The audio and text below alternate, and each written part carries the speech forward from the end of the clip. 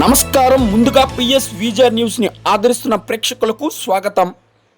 అందుకని మీకు ఇంత ముందు కూడా 2000 ప్రతి డిపార్ట్మెంట్ వచ్చేది. అందుకని మీకు అది ఇచ్చింది.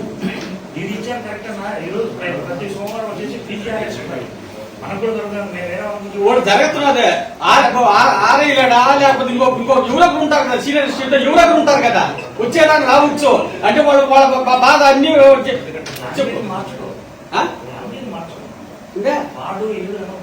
వాడు కాదునా, వాడు మీ భాషలో మా భాష ఏంటంటే వాడు కాదు, ఎవరొకరు ఉంటారు కదా అమ్మని, వాడు కాదు. నేను పంపించానన్నా, మీరు ఇచ్చిన తర్వాత మీ లెటర్ మీదనే మొత్తం అందరూ పంపిస్తారు. మీ భాష ఆ భాషకి తేడా ఉంటుంది, అక్షరాలు తేడా ఉంటాయి. సరేనా? అదే ఆ విధంగా మాట్లాడే భాష గారు నాన్న కూడా ఇప్పుడు 4,70,000 2003 నుంచి చెప్తారు కరెంట్ మీద. ప్రతిసారి ఇదే జరుగుతుంది. ఇదిగో పెడతాం, అదిగో పెడతాం, ఇదిగో పెడతాం, ఇదే విధంగా జరుగుతున్నది. ఒక్క పని కూడా పూర్తి కాలేదు. ప్రతి ఒక్కసారి పెడుతున్నారు. నేను డిపార్ట్మెంట్ 6 డిపార్ట్మెంట్ ఉండదు నా దగ్గర. 2001 నుంచి ఏ డిపార్ట్మెంట్ గారికి ఇచ్చినాను, కలెక్టర్ కి ఇచ్చాను, ఎమ్మెల్యేకి ఇచ్చాను, రామకుమార్కి ఇచ్చాను, రామనారాయణకి ఇచ్చాను, 6 డిపార్ట్మెంట్ ఇచ్చాను, ఎమ్మెల్యేకి ఇచ్చాను, అందరికి ప్రతి ఒక్కరికి చైర్మన్కి ప్రతి ఒక్కటి నాది కాదు. ప్రతి ఒక్కటి చెప్తా ఎవిడెన్స్. ఒక్క పని జరగల. డబ్బులు ఎట్టపోతే ఏంటంటే ఏదో ఒకటి చెప్పేస్తున్నాను, కాలయాపం చెప్తున్నాను. ప్రజలు చెప్తే కదా, నిన్ను అడిగినారు ప్రజలు, ఏమయ్యా నేను ఓటేసి గెలిపించినావు కదా, నువ్వేం చేస్తావు? నేను చెప్పి నేను అనేది అడిగిస్తున్నా. అమ్మ నాకు ఒక్కటే కదా నువ్వు ఓటేసింది, కౌన్సిలర్కి వేసినావు, ఎమ్మెల్యేకి వేసినావు, మళ్ళీ ఎంపీకి వేసినావు, ముగ్గురు కదా నువ్వు వేసింది, ముగ్గురికి భాగస్వామే కదా, నేను ఒక్కటే కదా ముగ్గురు భాగస్వామే కదా, ముగ్గురిని అడగండమ్మా, నేను ఒక్కటే కదా అడిగేది. నేను వార్డులో తిరుగుతున్నాను, నన్ను అడుగుతున్నారు, లేకపోతే నన్ను అడగరు కదా. ఎట్లా వార్డుల సమస్య.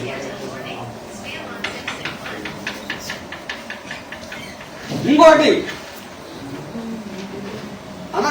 పోదాం జాతరకి పెట్టొద్దని చెప్పలేదు, పెట్టాలా, ఎంత ఖర్చు పెట్టాలా. 50 లక్షల రూపాయలు వస్తున్నది, వచ్చినా కూడా దానికి సమాధానం చెప్పలేదు. నేను ఎంత సమాచార చట్టం కింద పెట్టి ఎవరికి దేవాలయ పెట్టి ఏమిటి సార్ తెలుసా, గవర్నమెంట్ దేవ గుడుల గురించి లెక్కలు చెప్పకూడదంట.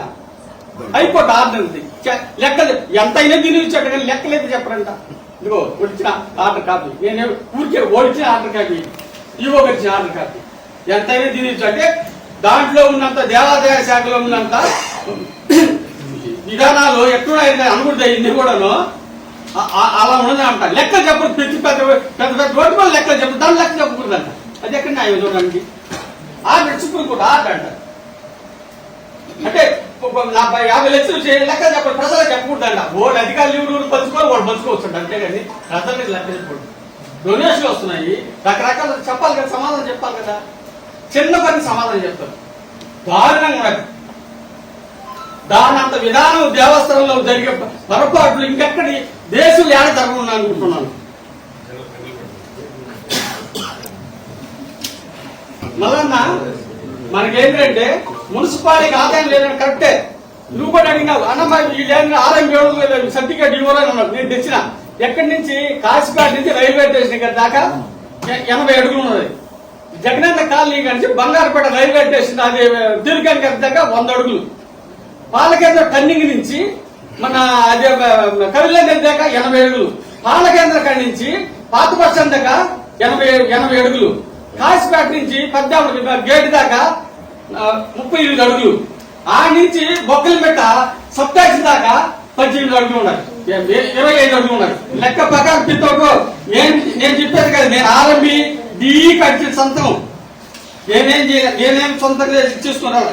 మీరే చూడండి తమ్ముడు, విలేకరులు మీరే. ఏదైనా కూడా పబ్లిక్ న్యాయం జరగాలంటే ఒక విలేకరులు మాత్రమే. నేను చెప్పగలుగుతాం పబ్లిక్ లో న్యాయం జరగాలంటే, ప్రజలు జరగాలంటే విలేకరులు మాత్రమే. మీరు డీ గారు పెట్టినాడు సొంతం చూడండి, రికార్డెడ్ గా డీ గారు పెట్టి ఇచ్చినాడు.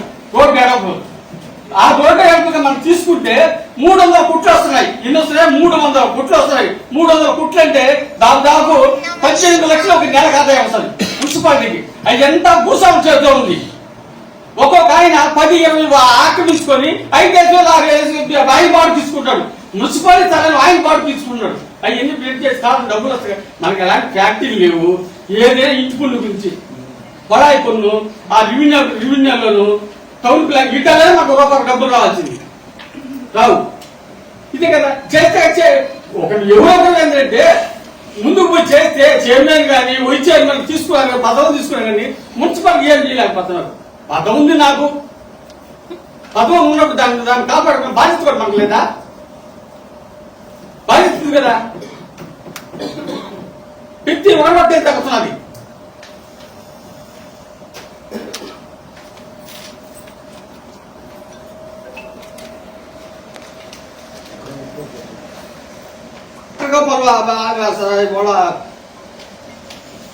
స్థలం ఆనుకొని చూడండి 31 సెంటు 180 5 లక్షల రూపాయలు ఒక అంకణం.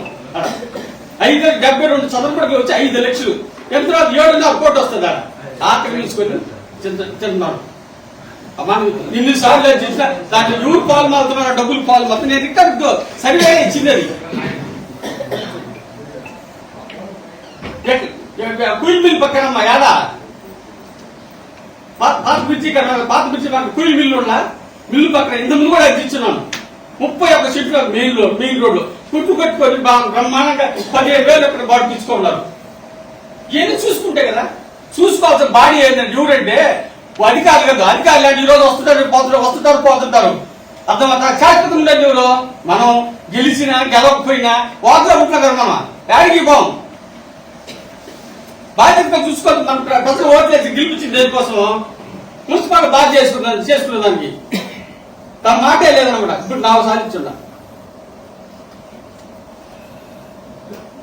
మీరు కూడా ఏం రాస్తున్నారు? మాకు ఏమి తీరిపోయా? ప్రతి వారు కనీసం ఒక సోమవారం పూట వచ్చి మున్సిపాలిటీ కూర్చుంటారు. నువ్వు కానీ మనం కూర్చొని 4 కౌన్సిలర్ కూర్చొని విషయం మాట్లాడుకొని కమిషన్ పిలిపించాయా ఇలా చేద్దాం, ఎలా చేస్తే బాగుంటుంది, మీరు ఇల్లు చేసి కూర్చుంటారు, మీ సలహాలు చూసి తీసుకుంటాం అని నేను మాట మనం అడిగితే అధికారులు చెప్తారు. వాళ్ళు మనం ఎందుకు చెప్తారు చెప్ప? వాళ్ళు చెప్పరు. మనగా చూసుకోవాలి బాధ్యత. అదేవిధంగా 2 నెలల నుంచి ధర్నా చేస్తున్నారు. అధికారుల్ని మన శానిటరీ ఇన్స్పెక్టర్ కానీ కమిషనర్ నానా విధాలు చెప్తున్నారు. చైర్మన్ నువ్వు కానీ వైస్ చైర్మన్ పిలిచి అయ్యా ఎందుకు జరుగుతున్నది, ఏమి మీ ప్రాబ్లం ఏది అడగచ్చు కదా. నానా ఇబ్బంది మాట్లాడుతున్నారు. పదవులు మాకు తీసుకుంటున్నారు, అడగాలి కదా. ఎందుకు ధర్నా చేస్తున్నావా? కారణం ఏంటి? ఒకసారి నా అధికారులు సపోర్ట్ చేస్తున్నావు. వాడు ఎక్కడ కొంచెం వచ్చినట్టు కడుపు కోసం వాడు గట్టిగా మాట్లాడలేదు. మనం ఉండేది ఏంటి చెప్పండి? తిట్టులు పనులు మాత్రం మనం చేయించుకుంటాము. అరిసో తిట్టు ఏరుకుంటున్నాం. మరి వాళ్ళకి చేయటం లేదు కదా. మనం వాళ్ళకి ఆపద చెప్పు, మనం ఏం చేయాలి కదా.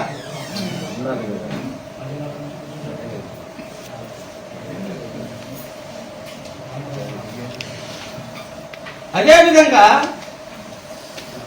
కలెక్టర్ గారికి నేను హౌసింగ్లో ఇచ్చిన కలెక్టర్ గారికి జాయింట్ కలెక్టర్ ఇద్దరు కూర్చొని పెట్టి వచ్చే విషయం చెప్పిన. అర్జీ ఇచ్చినాడు. సమస్య చెప్పిన ఎన్ని ఇళ్ళు ఉన్నాయి, ఒక చెట్టు ఎన్ని మిగిలి ఉన్నాయి ఇద్దామని ఇస్తే నాకు తెలివినే ఆ ఫైల్ క్లోజ్ చేసిన. చూడండి మీరే సాక్షి చూడండి. నా సంతకం లేకుండా కోర్జీని సంతకం పెట్టి క్లోజ్ చేశాను ఫైల్. ఇంకా చేస్తాడు మొన్న పోయేసి మళ్ళా రీఓపెన్ ఇస్తే అప్పుడు ఢిల్లీగా పంపిస్తే ఫోన్ చేస్తాడు నాకు హౌసింగ్ ఢిల్లీ. అప్పుడు ఫోన్ చేస్తున్నాడు. ఎంత విధంగా అధికారులు కలెక్టర్ గారు వాళ్ళు ఏమనుకుంటారు, మాకు వచ్చి ఇచ్చిన క్లోజ్ బాగా పనిచేసి అంటున్నారు. పార్టీ పిలిపిస్తున్న వాళ్ళు సొంతంగా కూడా ఏదో ఒకటి రాసేసి దాని పై క్లోజ్ చేసిస్తారు. వాళ్ళు ఏమంటారు, ఆ పరిష్కారం అయిపోయింది పని అనుకుంటారు. ఇలాంటి అయి ఉండదు. నువ్వు తెలుసుకుంటావు, తెలుసుకుని ఈ విధంగా చేసినారు. 600 ఇల్లు ఉన్నాయి సార్. మీరే కదా సార్ ఈ గారు మీరేనా? ఇంకా 600 ఇల్లు ఉన్నాయి. నేను ఇంత ముందు కూడా రిపోర్ట్ ఇచ్చిన. ఎన్ని ఓటన్నా ఎన్ని ప్లాట్లు ఇచ్చినాయి, ఎన్ని ఇచ్చినా లబ్ధిదారికి 2 చెట్లు ఇచ్చినామా ఇవ్వలేదా? అన్ని ఇచ్చిన ఓటనర్ సెంట్ ప్లాట్లే. ఓటనర్ చెట్లే 2 చెట్లు ఇవ్వాల. 222 కదా. 200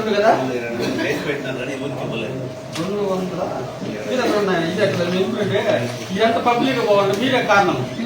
నేను చెప్పి ఇక్కడ వర్షపాల్సిన కదా మీరు చెప్తేనే 222 ప్లాట్ వస్తున్నాయి కదా. మరి దాంట్లో వచ్చి 600 ప్లాట్ మీకు 500 మిగిలి ఉన్నాయి.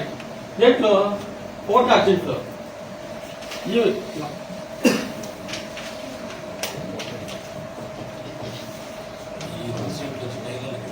ఒకటిన్నర చెట్టు వచ్చి 2111 ఇచ్చిండేది మా టౌన్ ప్లాన్ ఇచ్చింది రికార్డ్ పరంగా వచ్చిండే. ఇంకిన్నాయి 400 చిన్న మిగిలిన్నాయి. 2511 ప్లాట్ వేసింది. 2511 ప్లాట్ వేసింది. రికార్డు నేను రాసుకోరాదు. డిపార్ట్మెంట్ ఇచ్చింది 600 ప్లాట్లు లేకున్నాయి. ఎవరికి ఇచ్చినారా ఇవ్వలేదా అయ్యా విలేకరు మీరే సాక్ష్యం ఇవ్వలేదని చెప్తున్నాడు. రేపు కౌన్సిల్ రికార్డు ఇచ్చేయాలి. మళ్ళా ఫ్లాట్ ఇచ్చినారు కానీ మన హౌసింగ్ మీద అలర్ట్ చేయలేదన్న. అలర్ట్ చేయలేదు. మన హౌసింగ్ మీద అలర్ట్ చేయలేదు. అలర్ట్ ఇచ్చినారు బెనిఫిషియర్లకి. కానీ వాళ్ళు ఏంటంటే మన హౌసింగ్ లో మట్టు లబ్ధి పొందలే. పట్టా ఇచ్చినారు. అయ్యా ఇవ్వండి. రేపు కౌన్సిల్ ఇస్తారు కదా ఖచ్చితంగా. పట్టాలంటే పట్టం మనం ఏమన్నా మన హౌసింగ్ లో ఏవైతే నేమ్స్ వర్క్ చేస్తాం వాళ్ళు బిల్లు పెట్టారు మీరా హౌసింగ్ శాంక్షన్ దగ్గర బిల్ పెట్టారు. అట్లయితే వాళ్ళు బిల్లు పెట్టారు చేయకుండా పట్టాలు ఇచ్చి డూప్లికేట్ కరెక్ట్ అయినట్టు మనం వాటి వైపు తీసుకోవాలి. తీసుకోండి. గవర్నమెంట్ తీసుకుంటాం తీసుకోండి కదా. డూప్లికేట్ వాళ్ళు తయారు చేస్తున్నారా గవర్నమెంట్ ఇచ్చిందా?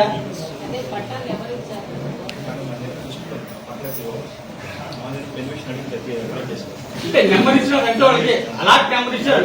కానీ వాళ్ళకి ఏదో పూర్తిగా యజమాని ఇవ్వలేదు. అంతే కదా ఇవ్వలేదు. కాబట్టి ఇది కరెక్ట్ అయ్యిందన్న. నేను కూడా సమాధానం ఇస్తున్నాను. ఇచ్చున్నా మనం ఇచ్చినాం కదా దాని పక్క కరెక్ట్ సరేనా. ఎవరు కలెక్ట్ అయింది నేను తీసుకుంటాం. మళ్ళా వాటర్ పక్కన అభివృద్ధి ఎలా తీసుకున్నాను అభివృద్ధి దాని గురించి మీరు ఇచ్చారంటే మీకు దాన్ని క్యారీ చేస్తాను.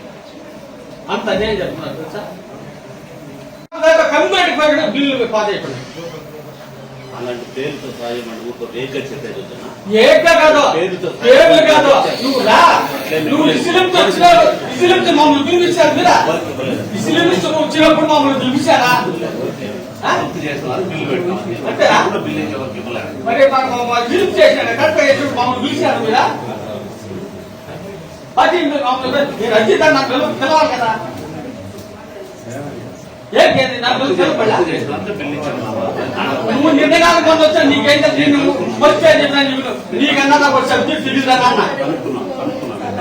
నువ్వు కనుక్కోండి టికెట్కి.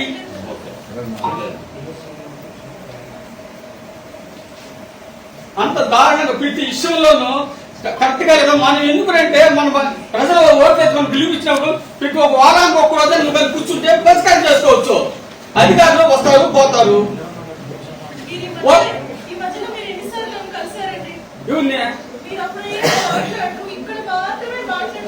ఆడ మాట్లాడమ్మా.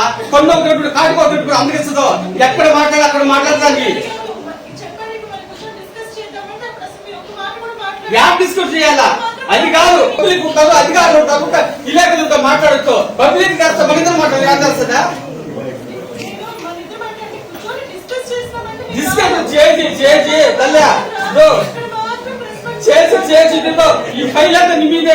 ఈ ఫైల్ అంతా మీద ఎంత ఫైల్ ఉండదు. ఎన్నిసార్లు వచ్చి ఏమైనా చేసి ఫైల్ అంతా మీదే. సార్ ఇంకో విషయం అమ్మా. సార్ కమిషనర్ సార్ ఇంకో విషయం సార్. ఎట్లా మేము ఒక 6 నెలల్లో పూర్తి అయిపోతారు కాబట్టి సరేనా. శిలాపత్రం అందరం కౌన్సిల్ అయిపోయారు, చైర్మన్ అయిపోయారు. మంచి పని చేయమ్మా. చచ్చిపోతే పేరు ఉండదు అంతేనా? నేను మనం గుర్తుకోలేదు. అదే చెప్తున్నా. అదే చేయాలమ్మా. నేనేం సమాధానంతో మాట్లాడాను. 2 సార్లు మాట్లాడినా మున్సిపల్ ఆఫీసులో. జగన్ లేవు మున్సిపల్ ఆఫీసులో. ఎప్పుడు అవుతుంది? ఆమె తెలుపుతానే ఉంటాం, అయిపోతా ఉంటాం. కాళ్ళు లేకపోతుంది. మళ్ళీ